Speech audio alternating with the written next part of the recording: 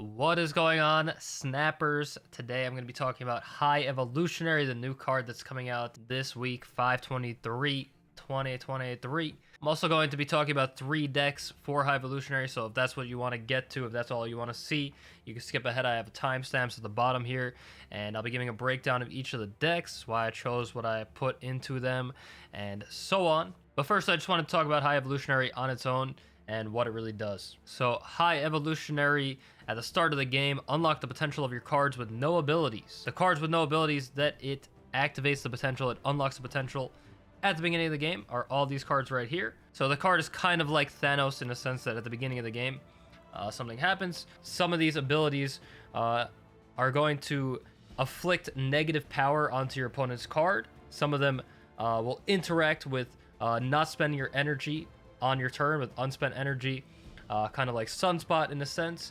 And then Shocker is the only card that does something else, which is giving a card -1 cost in your hand, which is kind of like one of the Thanos stones in a sense. So of course you can just go ahead and play all these cards in a deck with High Evolutionary, and then you'll have just a few spots to put in some other stuff here. You could also just like go any kind of route you want with it. You could run as few or as many cards with these no types with the High Evolutionary as you would like, and make some kind of unique combinations with it. So the 3 decks that I built today, one of them deals with the unspent energy kind of aspect, one of them deals with the minus power, and then one of them combines basically all these cards into one deck. I do think that Luke Cage is going to be really, really good against these High Evolutionary decks, especially the ones that focus on that negative power, which should be most of them, because it, of course, turns that off, and then they can't get their Abomination out for cheap, blah, blah, blah.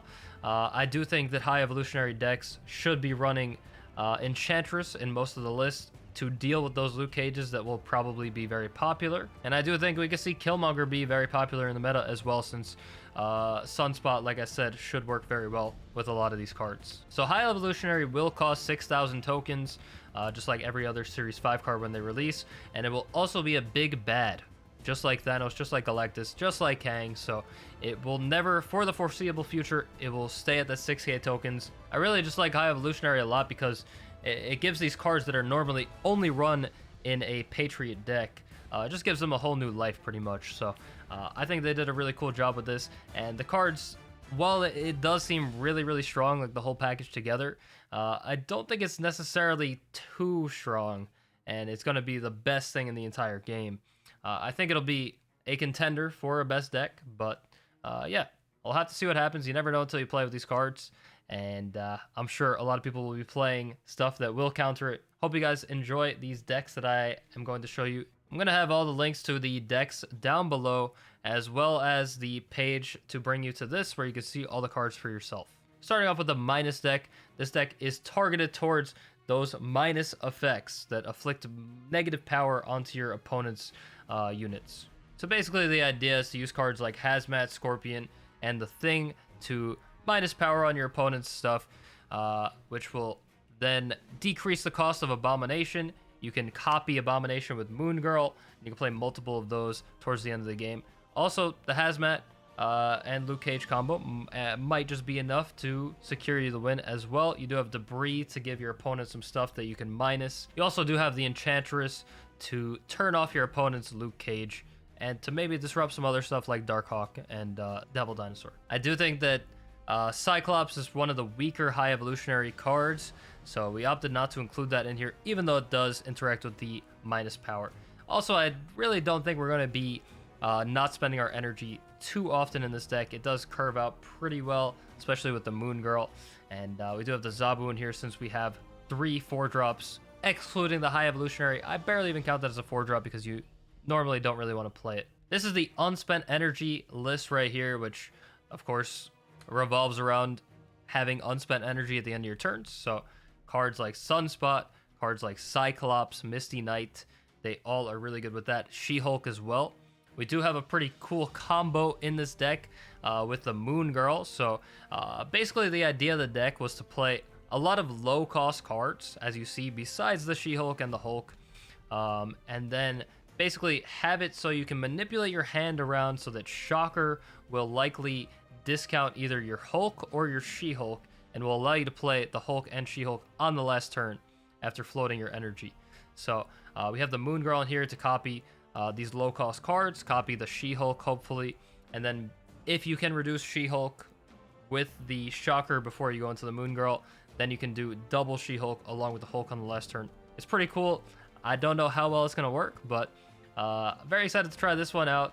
We do have the Goose in here because we have a lot of low-cost stuff. We have the Armor to protect our 1-drops since we're running 3 1-drops and 2 of them get pretty big. We do also just run Wasp in the deck just because it's basically a 0-3. It's just a really strong card with High Evolutionary. And the last deck that we have right here is the Most Cards version, which uses basically every single card that interacts with High Evo except for Shocker. I do think Shocker is one of the weaker cards in High Evo, but it does work pretty well with some combos. But for this deck, we went with just basically all of the High Evo cards, which doesn't really leave you with a lot of room, but we still have the Enchantress in here. We have Zabu in here since we have 3 4-drops, excluding the High Evo, because I don't really count that one since it's pretty just bad. You never usually want to play it. But we have 3 4-drops in here. We have Enchantress for the Luke Cage, like I've been saying, because a lot of people should be playing that right off the bat. It does kind of disrupt your whole entire game plan of your deck. We have the Iron Lad in here, which should have a lot of very good targets. Classic Sunspot, that's really good in High Evo decks. We have Scorpion, that should be good in a lot of high Evo decks as well, to hit all your opponent's stuff in the hand. Really discount your Abomination pretty early on. Just a pretty standard deck that just includes almost all of the High Evo cards. Nothing too crazy. They're really, like I said, it doesn't really leave you with a lot of room in the deck if you include all of them, but gonna try this deck out as well and see what happens. And those are my 3 lists with High Evolutionary. Please let me know down below if you like what you see, which one is really standing out to you more, which kind of archetype, and if you have any suggestions for stuff that I should try out in these High Evolutionary decks. I'm very excited for the card to drop.